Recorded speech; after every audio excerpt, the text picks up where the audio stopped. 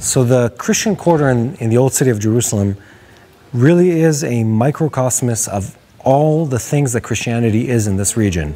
It's both ancient, but also super complex. You have Christians of every type that all live in this one tiny spot.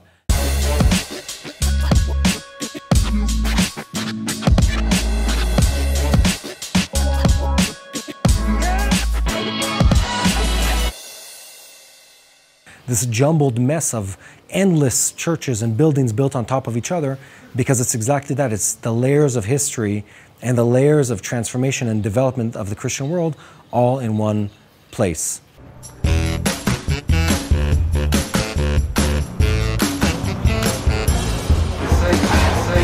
Think about all the good things they have before you choose one. What did Tony make? That's what we want to know. So there's peanut butter cookies, there's chocolate chip cookies. You can have that, that's fine. Because that's a law in Israel. You need to be 16 to be able to have a tattoo. No, fair. No, like a fake one, not a real. Ah, fake one? We can ask them.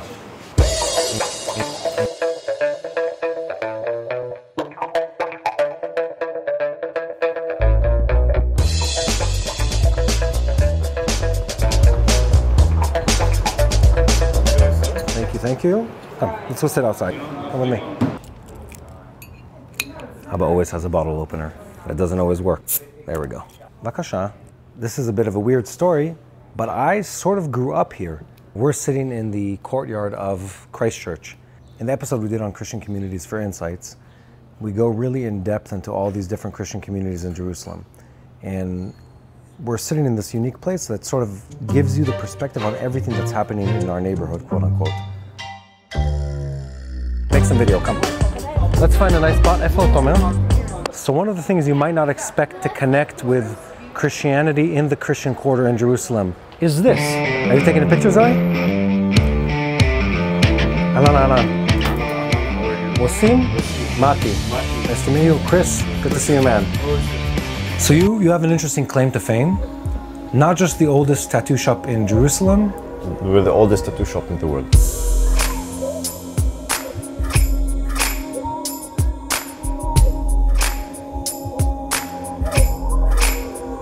Actually, we're the oldest tattoo business in the world. 700 years. 700 years straight.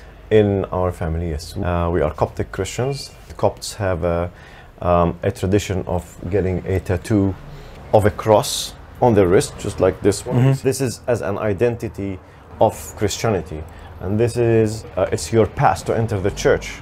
They want to see that you're a Christian because they don't want to be attacked by somebody who comes in the church. They don't want somebody not Christian. And no one who wasn't a Christian would do that. No one would tattoo himself with a cross. So my family came from Egypt to the Holy Land 500 years ago, and they brought the business with them, and they found out that. But what keeps you going is there's never been an end to the stream of Christian pilgrims coming to this area. That's true.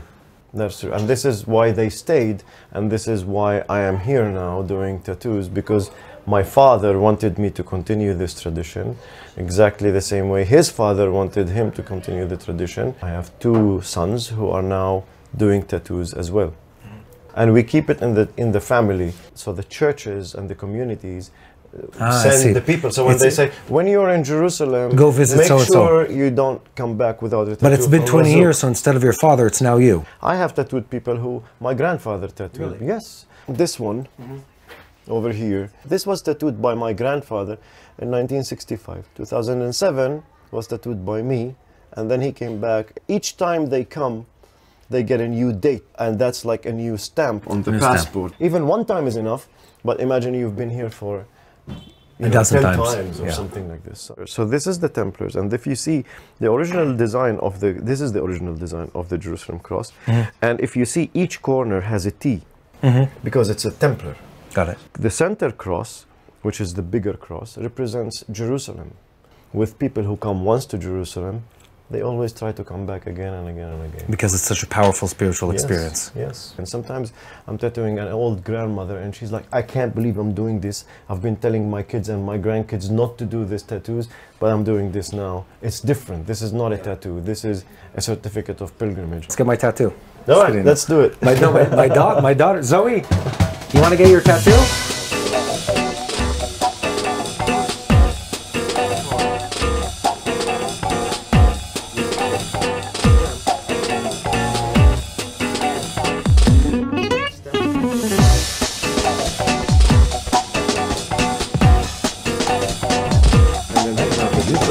and then they would get tattooed.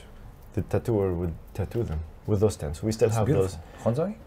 We still have those stamps, and they are hundreds and hundreds of years old. Beautiful. So it's a beautiful We need to send it to Mama Zoe. Coptic design, an old ancient Coptic. Thank this you. is about 700 years old.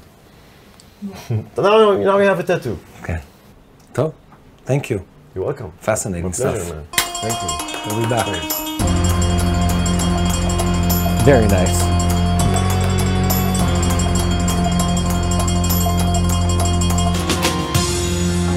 A monk is someone who prays to God. אפשר לקנות עתיקות איפשהו בזה? לא. אתה נראה טוב. This pipe leaked on the Church of the Holy Sepulchre. Really? How much it cost? Priceless, huh? Okay. I wanted you to see, Zach sells in his shop things that are actually from the time of Jesus. This is a coin.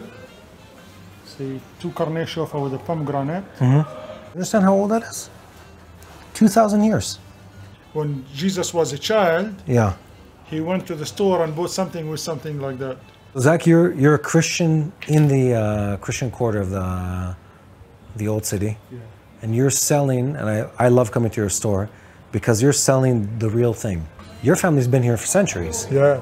and you've been in the same shop for centuries, almost. Well, yeah. Going on a century? Almost. Almost. Almost. You're third generation in the store, Third right? generation, yes. Of a Christian who's helping Christians from around the world connect to the story of this place. Yes. I think that's very powerful. The land. Yeah, I want to show you these. I want to show you these. I talk to you and I just like this is. Come, Toma, you need to see this. You get me really excited. Because It's 2 little bronze coins, but these, according to what we read and what we see details on the coin, is from Jesus' time. See what we see a star over here. Yeah. So you see partially a star. Every Jewish king in the 1st century would put a star on his coin. Samar Bar Kokhba. Father of the stars. So the star is a very important symbol in with Jewish kings. Absolutely. That's why the star came into Jesus' cave. It's true. You should teach a sermon on that. It's very good. These 2 coins were mentioned twice in the New Testament. Once when Jesus said, "Do not worry about tomorrow," because Tomorrow will care for itself. Yes, and because you can buy 5 sparrows and 2 mites. Very interesting story. This is another coin I have. I love this coin. You see why this coin is rare and unique? You see it's sanded here, it's rubbed. Yeah, the Jewish people will take the Roman coin, rub it, and re-stamp it. So this one was like not really stamped well. You see, kind of like scratched. If a Roman soldier catches a Jewish guy corrupting coins. That's right. I've heard this. He's dead. He's crucified on the spot. Me and Zach go back a long way.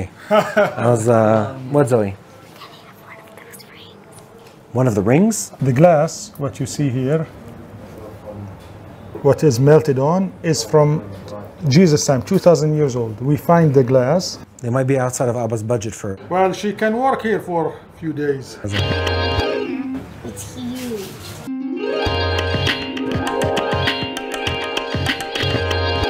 Come here, shake it. You want to buy it from your own money? Yes. Okay. It's 12. That's good. Need That's to good give you enough. 3 more. That was a very kind gift or a very kind transaction. Deal. A very good deal. Good seeing you, man. Good to see you as always. Yeah. Thank you for joining us as we provide a spiritual insight of what God is doing in Israel and in the Middle East. If you want to learn more about what God is doing in Israel, make sure to visit us on our webpage and follow us on social media. Shalom and God bless you from Jerusalem.